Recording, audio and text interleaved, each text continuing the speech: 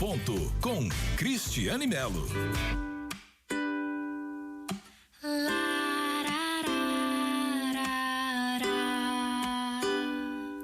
Bom dia. Bom dia, é isso aí, está começando mais um Direto ao Ponto com Cristiane Melo e hoje Dia Nacional de Prevenção e Combate à Hipertensão.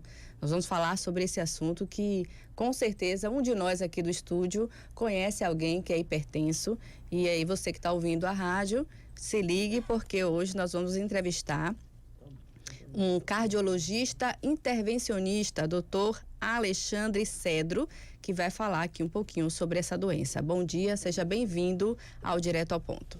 Bom dia, Cris, Fernando, demais ouvintes. Uma satisfação falar sobre um tema tão importante que pode ser prevenido, a hipertensão. Como você bem falou, a hipertensão é uma doença extremamente comum. Cerca de 30% da população adulta tem hipertensão.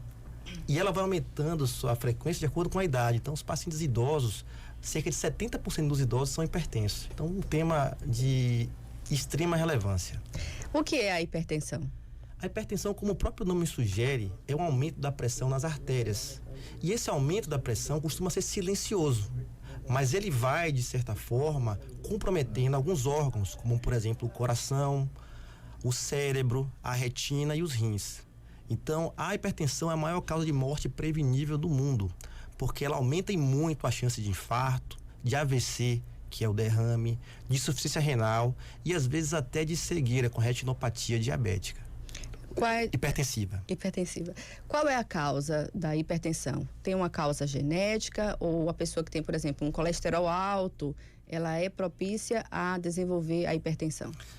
Na grande maioria dos casos da hipertensão primária, as causas são consideradas como as modificáveis e as não modificáveis. As não modificáveis são a etnia, idade, ou seja, quanto maior a idade, maior a chance do paciente desenvolver hipertensão. O sexo também tem a maior prevalência após nos idosos das mulheres, mas tem os fatores modificáveis e esses sim devem ter sua ênfase e devem ser combatidos, como por exemplo, o sedentarismo, a obesidade, um estilo de vida estressante, entre outros. Nós estamos conversando com o doutor Alexandre Cedro, cardiologista, sobre hipertensão. Quais são os principais fatores de riscos associados à hipertensão? Como eu disse, a obesidade, o sedentarismo, a vida estressante e o estresse. Trago um estudo bastante recente, publicado na Colégio Americano de Cardiologia, no qual mostrou uma relação direta entre hipertensão e espiritualidade. O que foi interessante foi que foram divididos dois grupos. Um grupo que tinha um tratamento convencional, com remédios e orientações de mudança de estilo de vida, e o grupo que tinha tudo isso, mas eram incentivados a ter momentos de autoconhecimento, de reflexão, de maior encontro com sua religião, independente dela qual fosse. E, objetivamente, mostrou uma redução de pressão naqueles pacientes que tinham estímulo a desenvolver sua espiritualidade. A gente sempre vê a ciência, muitas vezes, divergindo da espiritualidade. Mas, nesse caso, a ciência mostrou a importância, sim, de você ter um estilo de vida mais leve e focado no autoconhecimento. Muito legal. Então, a meditação é um bom tratamento. Comprovadamente. Que ótimo aí, você que está em casa, que é hipertenso, começa a respirar fundo, meditar e ter esse momento. Eu acho muito importante a gente alimentar esse lado espiritual.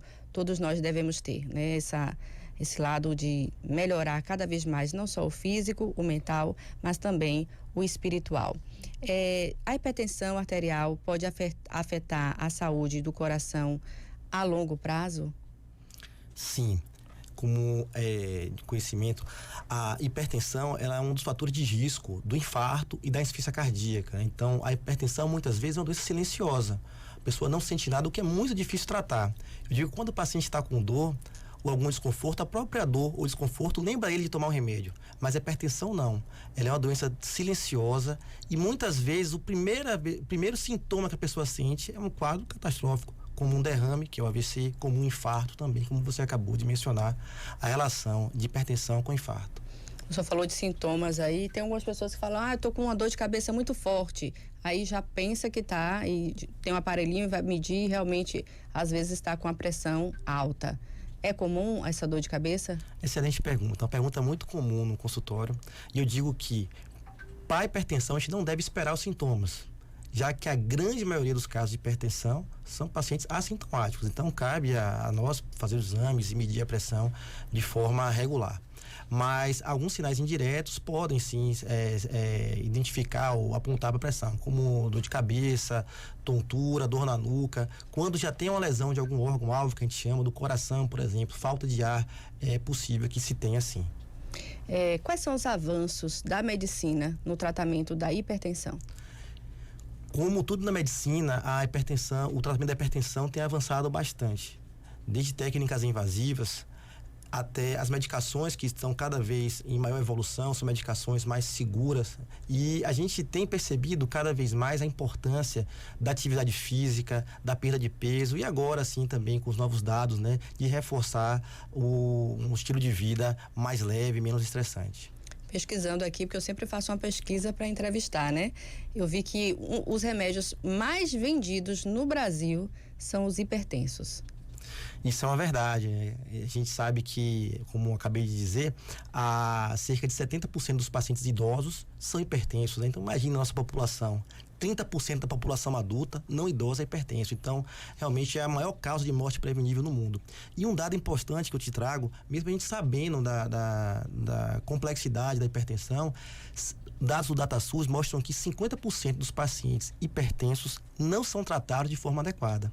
Justamente por aquilo que eu te disse, que é uma doença muitas vezes silenciosa e quando a gente descobre já está no estágio mais evoluído.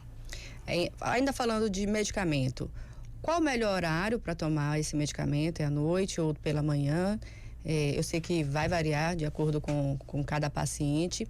E tem pacientes que acham que a pressão estabilizou, então não precisa mais. E é um remédio de uso contínuo. Existe isso? O horário vai variar bastante da medicação. Tem medicações que têm uma duração maior, que é tomado uma vez por dia. Tem medicações que têm uma meia-vida, que a gente chama, né, menor, portanto tem que ser tomado mais vezes. Então vai depender bastante da medicação e do que a gente propõe para o paciente. E é muito importante fazer uso regular dos medicamentos para pressão, porque se está normal é porque o antihipertensivo está fazendo efeito, ou seja, é um motivo a mais para continuar tomando. É contínuo então, não é isso? Perfeito. Então, além das medicações, que medidas de estilo de vida